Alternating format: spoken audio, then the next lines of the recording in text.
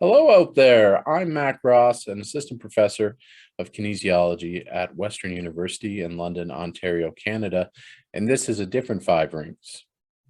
Today I'm going to talk a little bit about the 1980 Moscow Olympics, which are obviously the focus of endless scholarly debate. Unfolding amidst the Cold War, the Games were fraught with political tensions.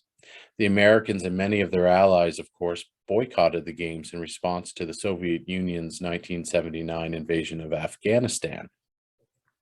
That's often where we kind of start and finish our discussion of the 1980 Olympics with the boycott. But the fact remains that there was an Olympics in Moscow in 1980, and 80 different nations did indeed participate.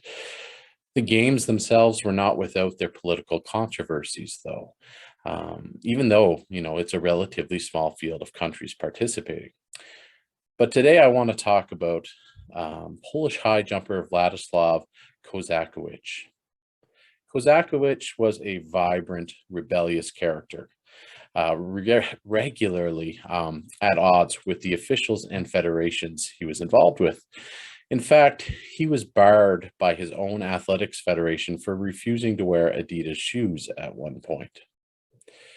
Now, Kozakiewicz was favored to medal in the 1976 Montreal Olympics, but unfortunately suffered an injury and ended up well back of the podium, finishing in 11th place.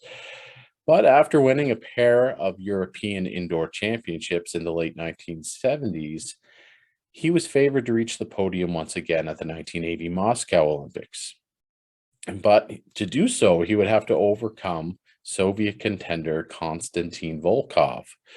And just months before the Olympics, Volkov had actually won the European Indoor Championship, while Kozakiewicz finished off the podium in fourth place.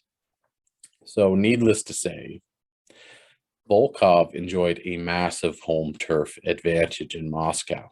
The fans ruthlessly heckled his opposition, including Kozakiewicz, which they hoped would give their Soviet hero an edge.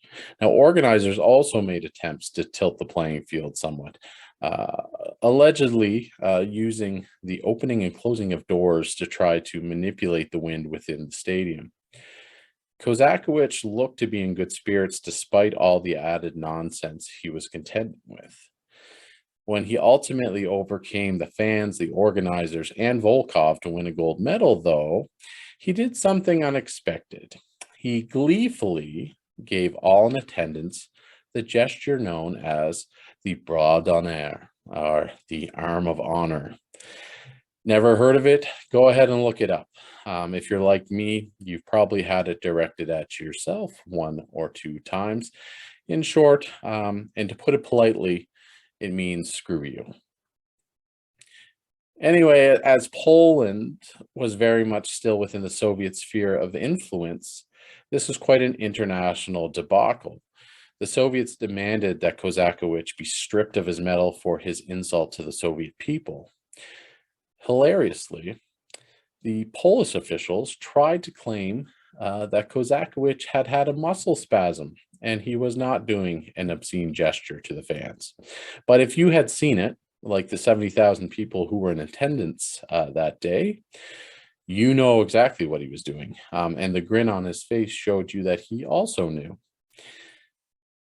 Although it was no doubt out of frustration with the fans and the heckling he had endured, back in Poland, Kozakiewicz's gesture resonated with a population that was fed up with Soviet domination at the time.